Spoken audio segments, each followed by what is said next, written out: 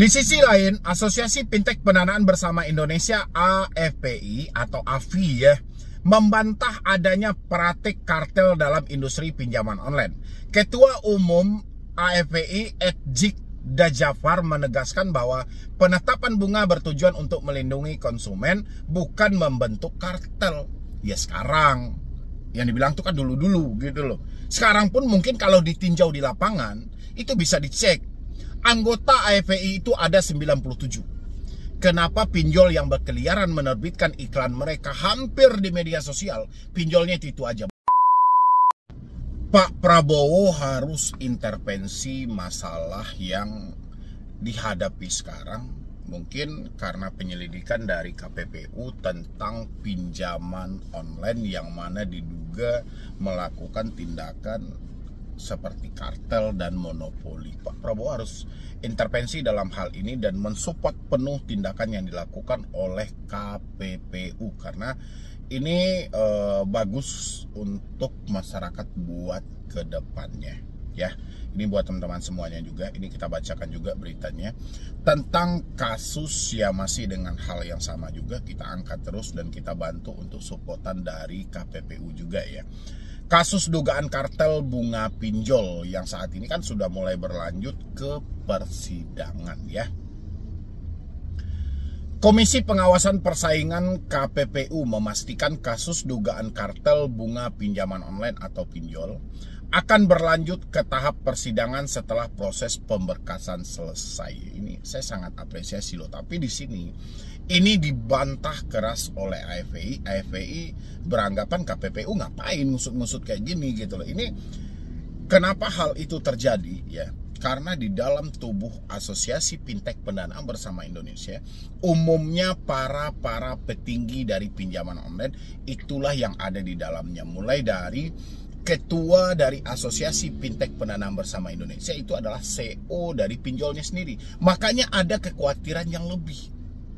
Ya, makanya mereka mencoba memutarbalikkan seakan-akan di dalam hal itu permasalahan kita ini bukan soal pinjol legal loh. Masalah kita atau musuh berat masyarakat adalah ilegal. Padahal musuh berat masyarakat adalah pinjol legal resmi terdaftar yang ada di OJK. Memang tepat jalur yang diambil oleh KPPU. Diselidiki sejak 2021, 2022, 2023, 2024 sampai puncaknya 2025. Cukup kuat bukti-bukti yang dia dapatkan gitu loh. Sekarang dia mau bawa ke ranah hukumnya. Layak atau tidaknya nanti itu hakim yang memutuskan gitu loh. Ngapain AFPI seakan-akan menjadi suatu ketakutan beranggapan KPPU ngapain?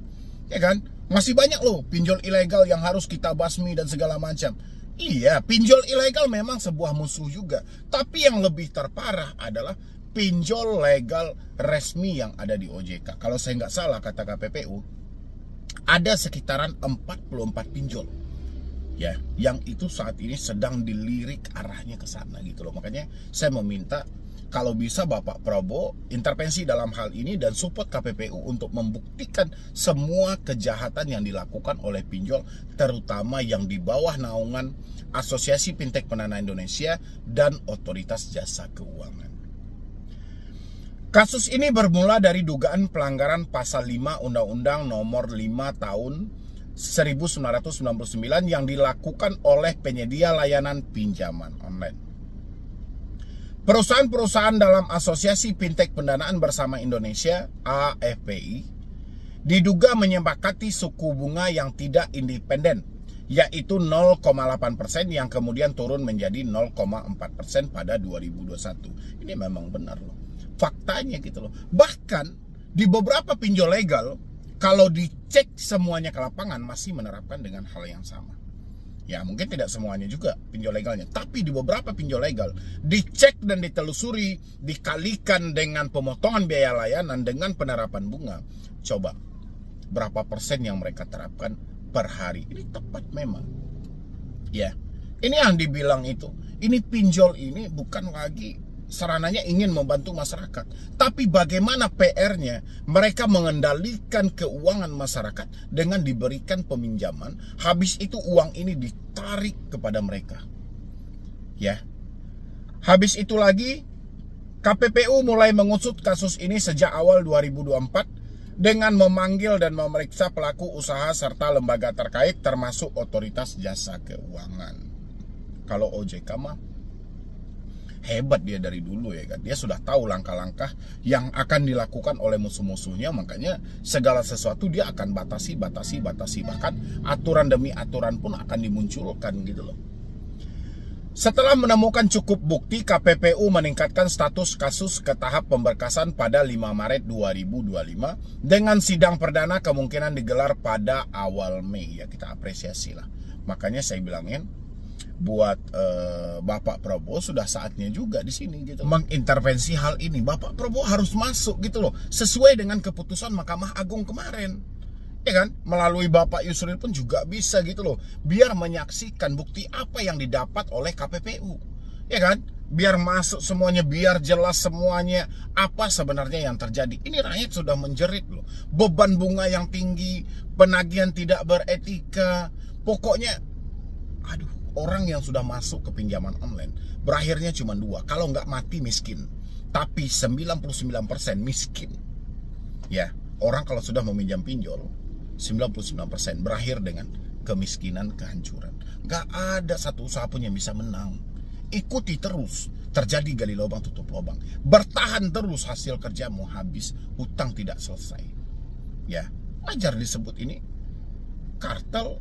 Ya seakan-akan mereka polanya hampir sama. Pinjol A, pinjol B, pinjol C, pinjol D, semuanya hampir sama. Seakan-akan mereka ingin mengurangi persaingan dan meningkatkan. Makanya iklan-iklan pinjol yang berkeliaran di media sosial, pinjolnya itu aja gitu loh. Padahal ada 97 pinjol legal.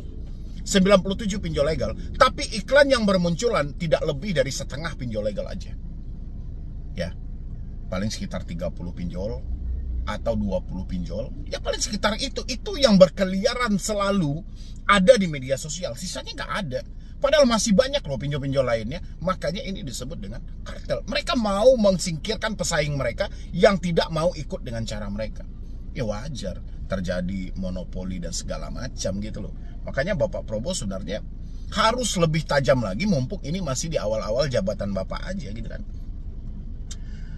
Habis itu di sini KPPU tegaskan bukti dugaan kartel. Kepala Biro Humas dan Kerjasama KPPU Daswinur menyatakan bahwa pihaknya sudah mengantongi bukti kuat yang akan dibawa ke persidangan. Nah, sudah ada bukti kuat, apalagi gitu loh. Saya berharap persidangannya nanti ini disorot secara publik gitu loh. Ya harus ada media yang meliput hal ini dan disiarkan secara online tanpa ada setting-settingan gitu loh. Sudah ada bukti yang kuat yang akan disajikan di persidangan setelah pemberkasan selesai, ujarnya Selasa 11 Maret 2025. Ia menambahkan fokus KPPU adalah periode sebelum kebijakan baru OJK diberlakukan. Meski ada aturan baru, Deswin menegaskan penegakan hukum tetap diperlukan untuk melindungi konsumen dan memberikan efek jera bagi pelaku usaha. Benar. Ya. Yang dulu hancur, yang sekarang pun juga hancur. Walaupun OJK menerbitkan aturan demi aturan, itu kalau benar-benar diselidiki di lapangan, aturan itu tidak diberlakukan sama sekali oleh pinjaman online. Ya. Satu orang cuma boleh minjam 3 pinjol, bisa dicek ke lapangan. Satu orang minjam berapa pinjol? Legal semuanya, ada yang 5, ada yang 6. Itu sudah gugur aturan OJK. Sebelum pinjol menetapkan nomor seseorang menjadi kontak darurat, pinjol harus menghubungi dulu, mengkonfirmasi, habis itu didokumentasikan. Apakah yang bersangkutan setuju nomornya dijadikan sebagai kontak darurat, tertuang dalam COJK nomor 19. Ada pinjol melakukan hal itu. Boleh dicek ke lapangan. Penerapan bunga 0, sekian persen. Ya, tidak boleh melebihi dari pinjaman konsumtif maupun produktif. Kita cek di lapangan. Makanya saya bilangin, persidangan nanti harus disiarkan secara publik. Biar semua mata melihat. Karena iklan mereka yang paling bertaburan di dunia maya hari ini. Ya. Dan sasaran mereka Gen Z dan orang-orang yang pengen memenuhi keinginan mereka gitu. Itu sasarannya. Dan begitu sekali saja Anda sudah masuk, jalan satu-satunya untuk keluar adalah tunggu Anda miskin dan paksa diri Anda untuk keluar. Itu jalan satu-satunya. Ya. Saya selalu sampaikan, pinjol adalah solusi alternatif untuk memiskinkan dan mempersingkat umur. Rata-rata orang yang sudah meminjam di pinjol rata-rata keluarnya dengan miskin kok. Ya kan? Orang yang meminjam di pinjol banyak yang dibunuh pemikiran dia, akhirnya nekat mengakhiri hidup, akhirnya nekat loncat dari gedung, akhirnya nekat mencari racun. Ini dibunuh pemikiran mereka karena ditekan setiap hari. Dua hal itu aja yang akan dihadapi. Manfaat belum didapatkan sama orang-orang. Tanya orang yang sudah minjam pinjol, seberapa bermanfaat pinjol bagi mereka, tapi dengan kejujuran. Boleh nanti disurvei berapa banyak yang bermanfaat dan berapa banyak yang tidak bermanfaat. Saya yakin 90% orang menyatakan pinjol tidak bermanfaat dan menyengsarakan. Ya, mungkin 10% aja mungkin itu bagian dari pinjol dan lain sebagainya. Boleh dilakukan survei fakta yang sebenarnya. Makanya dipentingkan intervensi dari negara hal ini gitu loh. Negara nggak bisa diam. Ini kasus bukan kasus kecil. Ini kasus besar, menyangkut jutaan masyarakat Indonesia. Ya. Oke, kita lanjutkan lagi di sini.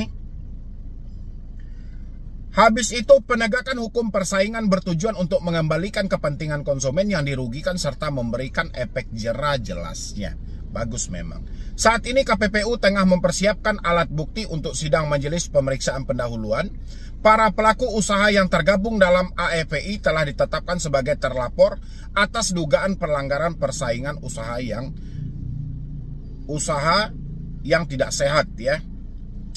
Jadi bagus juga sih sebenarnya. Saya yakin gini loh. Kenapa AFPI mencoba membantah hal itu? Karena ketua besar AFPI itu juga salah satu seorang dari pinjaman online. Mana tahu juga pinjol mereka yang juga tersorot akan dibawa ke pengadilan juga. Makanya sebisa mungkin AFPI mencoba membantah hal itu gitu. Ya. Gila memang ya. Ini dia nih. AFPI bantah dugaan kartel. Di sisi lain, Asosiasi Fintech Pendanaan Bersama Indonesia AFPI atau AFI ya, membantah adanya praktik kartel dalam industri pinjaman online. Ketua Umum AFPI Ejik Dajafar menegaskan bahwa penetapan bunga bertujuan untuk melindungi konsumen, bukan membentuk kartel. Ya sekarang, yang dibilang itu kan dulu-dulu gitu loh. Sekarang pun mungkin kalau ditinjau di lapangan, itu bisa dicek. Anggota AFPI itu ada 97. Kenapa pinjol yang berkeliaran menerbitkan iklan mereka hampir di media sosial, pinjolnya itu aja. Boleh kita cek. Tidak sampai sebanyak 30 atau 40 pinjol. Mungkin setengah dari pinjol legal ini aja yang rajin iklan di media sosial. Sisanya nggak ada. Ya, kemana pergi sisanya gitu loh. Kalau ini bukan soal kartel. Ya. Berarti kan ini menghancurkan pesaing mereka supaya ini satu jalur semuanya. Masa penagihan si A, pinjol A dan pinjol B itu masih diwakilkan dengan satu penagih hutang di satu perusahaan gitu loh. Kadang dia menagih di pinjol A, kadang dia menagih di pinjol B, kadang menagih di pinjol C. Perusahaan yang menagih sama. Sekarang Ketua Umum AFPI menyampaikan hal seperti itu, ya wajar gitu loh. Ya dia juga bagian dari pinjolnya, kok ada pinjolnya, CEO bahkan, kan jelas-jelas, ya kan? Ya wajar, ya mana tahu pinjol yang dia kendalikan sekarang, ya itu juga tersorot oleh KPPU, makanya dia membantah keras dalam hal itu. Harusnya nggak usah dibantah juga, biarkan KPPU melanjutkan hal itu. Kalau memang tidak ada apa-apa, ya udah, nanti hakim juga memutuskan. Ini baik-baik saja kok.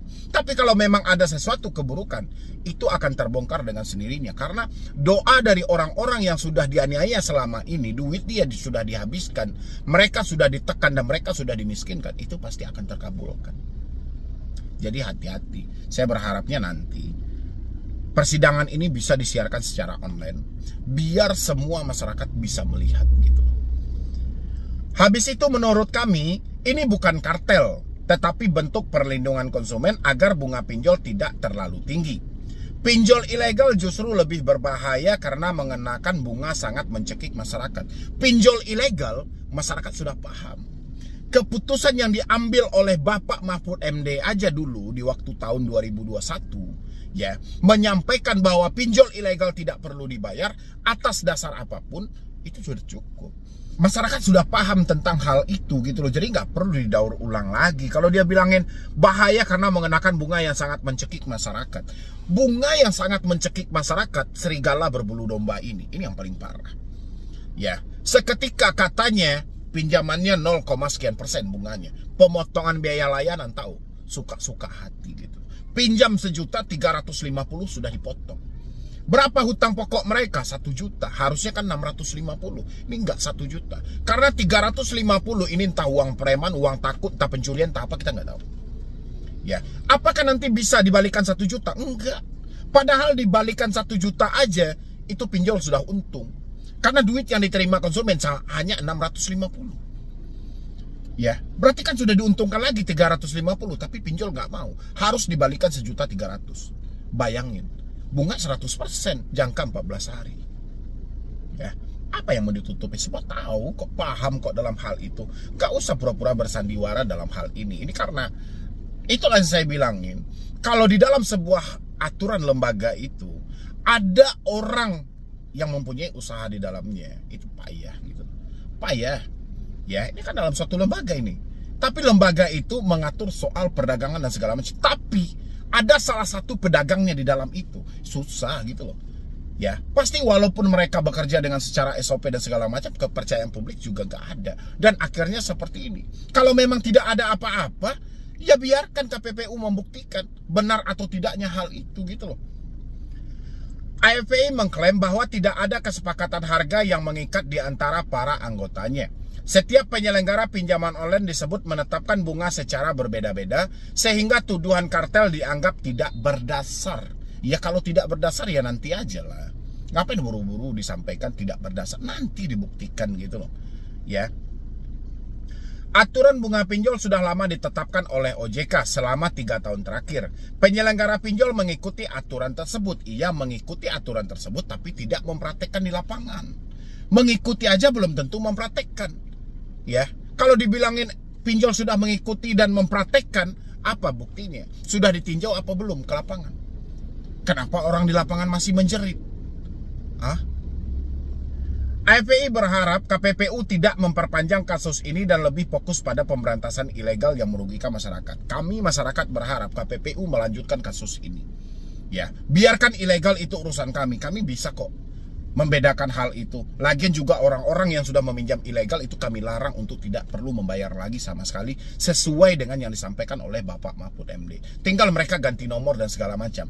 Tapi serigala berbulu domba yang setiap saat iklannya muncul, ya, bahkan kita buka aplikasi yang berbasis internet aja ada iklan mereka semuanya. Ini yang paling bahaya, ya. Karena generasi berikutnya ini yang kita pikirkan. Karena sasaran mereka semuanya Gen Z. Ya kan? Anak-anak muda itu sasaran mereka gitu loh. Apa jadinya nanti generasi penerus? Sekarang banyak ibu-ibu yang terjebak oleh pinjol. Sehingga apa? Sehingga mereka tidak berfokus lagi pada pendidikan anak, biaya anak. Banyak bapak-bapak yang terjebak pinjol. Sehingga tidak fokus lagi dengan biaya keluarga, anak terlantar, terbengkalai, dan segala macam. Ini akan menjadi bumerang bagi negara kita kalau terlalu banyak nantinya. Habis itu musuh kita bersama adalah pinjol ilegal. Mari kita bersama-sama menekankan keberadaan karena justru merugikan dan menyengsarakan masyarakat. Musuh kita bersama adalah pinjol legal, bukan ilegal. Ilegal benar kita akan perangi, tapi masyarakat bisa membatasi. Legal yang OJK selalu menghimbau, pinjamlah ke pinjol legal, cek 2L, legal dan logis. Ini yang paling berbahaya. Ini harus dibasmi. Dan begitu juga untuk Bapak Prabowo, Bapak harus intervensi dalam hal ini, biar KPPU makin semangat, supaya perdagangan di Indonesia ini bisa lebih transparan dan tidak hanya menguntungkan diri sendiri juga gitu loh. Dan tidak ada cerita kartel-kartel dan monopoli yang dirugikan tetap masyarakat dan lain sebagainya. Ya, mungkin dari saya cuma itu aja, dan bagaimana menurut teman-teman semuanya, isi di kolom komentar ya. Jadi sekian dulu dari saya, Medi Broni. Wassalam.